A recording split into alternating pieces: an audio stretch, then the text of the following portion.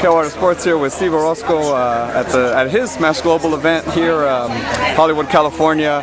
Last time we were here, we're honoring Freddie Roach. This time we're honoring Tito Ortiz. But now you have more of a message beyond this, beyond just the event. Tell us a little bit about that. Yeah, every single event, I work to raise money for charity. And moving forward, I decided, anti-bullying is such an issue now. And people are always like, well, how do we stop anti-bullying? How do we stop bullying? How do we stop bullying? Well, you can't stop bullying. It's never going to happen.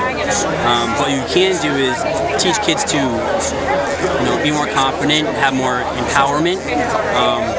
And that really happens through learning how to fight. Like I said, whether it's karate or wrestling or jiu-jitsu. So if you ask me, MMA is a perfect platform to talk about it because these guys are getting there and they're fighting. Yeah, definitely. You were a former fighter yourself. Now you're doing on the promotion side. What's your favorite? Would you say? What would you love being in the ring? Would you rather be outside? Man, I get that question a lot, and I usually always say the same thing, and that is fighting is so much easier. Fighters are always complaining about training and cutting weight. That's nothing. Putting on a whole promotion like this is the most mentally exhausting thing that I've ever done.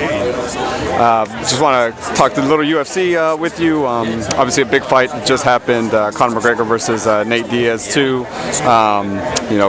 Conor pulled off the victory this time. What did you think about that performance? I think he looked great. I would have bet my house that he wasn't going to win. And that's only because, he got rocked. He got hit with a left hand and, a right hand, I think, and he dropped. So usually that means you don't have a chin. But this last fight, he showed he has a chin. So he'll go all 5 rounds. And Nate Diaz, he's really durable. He throws a lot of punches and bunches. But Conor is so precise and accurate that he finishes fights. Who do you see Conor fighting next? It's such a tough call. But I will say this. There's that triangle in MMA right now with Frankie Edgar, Jose Aldo, and Conor McGregor. I always say this. Conor McGregor beats Aldo every single time. Aldo beats Edgar every single time. Edgar beats Conor every single time. Really? You think so? Every time. Yeah. Do you think Conor even makes it down to featherweight again? That's tough. Going up to 170, I don't know. I was fighting at 155, and a day after weigh-ins, I'd be 185 in the cage. So there's a big, weight discrepancy. Up and down.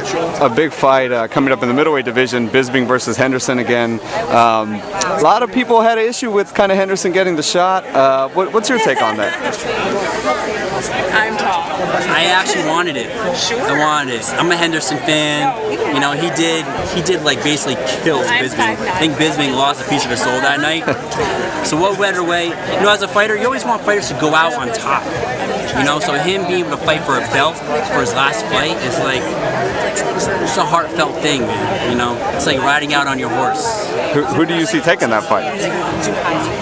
If Bisping is smart and plays to a game plan, he will win. But if he starts trying to brawl, he can't brawl with Henderson. So he can't let his pride get in the way. If he does, he's going to get hit with the right hand during those 25 minutes. We might see a repeat of the first one? Yeah. This weekend, Canelo is fighting Liam Smith. Obviously, last weekend, Triple G fought. Do you see these guys ever getting in the ring together? Man, this is the problem with boxing. There's so much politics. These guys don't want to fight. They're prize fighters. You should do it for the money. But once you're already at the top, it's not like these guys are 19-0 and they're still, building their records. They're at the top. So once you're at the top, all the best guys should be fighting each other. And that's why the UFC is taking over, because they're giving all the people the fights that they want. Whereas boxing, it's like, you gotta wait 5 years for a fight. Yeah. Well, when that fight does happen, if it ever happens, who do you see winning that fight? Which one? Triple G versus Canelo. Oh, I'm sorry. Triple G, hands down. Really? Oh, yeah. Yeah, well, I don't see anybody pretty much ever being Triple G. Really? Yeah. Not even Andre Ward, if he were to fight Ward at one? No, he looked that good, I don't think so. He doesn't look that good lately. I think Andre Ward's an amazing technical boxer, probably one of the most technical, but Triple G gets in that ass. Really? Yeah. Just something in the hands, you think, or what? Yeah. Speaking of Andre Ward, Kovalev versus Ward, how do you see that playing out? Can't give me the answer for that one.